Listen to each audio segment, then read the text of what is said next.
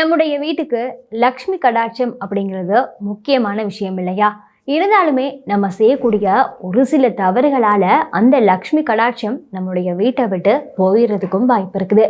அந்த வகையில நம்முடைய வீடுகள்ல பயன்படுத்த முடியாத காலணிகள் இருக்கு இல்லையா? அதாவது கிழிந்து போன பாதணி, அது மட்டும் இல்லாம தேய்ந்து போன பாதணிகள் எல்லாமே நம்ம பயன்படுத்தல அப்படிங்கிற பட்சத்துல அதை தூக்கி வீசணுமே தவிர்த்து வீட்டுக்குள்ள சேமித்து வைக்க கூடாது.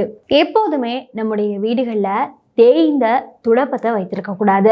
அதே மாதிரி ஓடாத கடிகாரத்தை எப்போதுமே சுவர்ல மாட்டி வைக்கவும் கூடாது. கிழிந்து போன துணிகளை நம்ம பாத விரிப்புகளுக்கு, அதாவது பாதங்கள்ல ஈரம் பட்டுச்சுன்னு வைங்களே, அதை துடைக்கிறதுக்காக பயன்படுத்துவோம். ஆனாலுமே அப்படிப்பட்ட கிழிந்த துணிகள் வீட்டில் இருக்கவே கூடாது. நம்முடைய நகம் இருக்கு இல்லையா, அந்த நகத்தை வீட்டுக்குள்ள வைத்து வெற்றவங்களும் இருக்கிறாங்க, வீட்டுக்கு வெளியில வைத்து வெற்றவங்களும் இருக்கிறாங்க. அப்படி வெட்டும் போது அந்த வீட்டுக்குள்ள வைத்து வெற்ற நகங்கள் இருக்கு இல்லையா, அதை வீட்டுக்குள்ளே சேமித்து வைக்க கூடாது.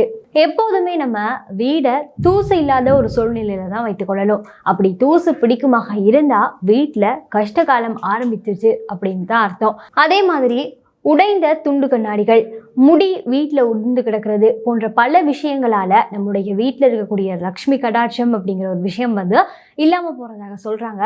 இந்த ஒரு சில விஷயங்களை நீங்க கவனத்தில் கொள்றதால உங்களுடைய வீட்டில் நிரந்தரமாக லக்ஷ்மி கடாட்சம் இருக்கும்.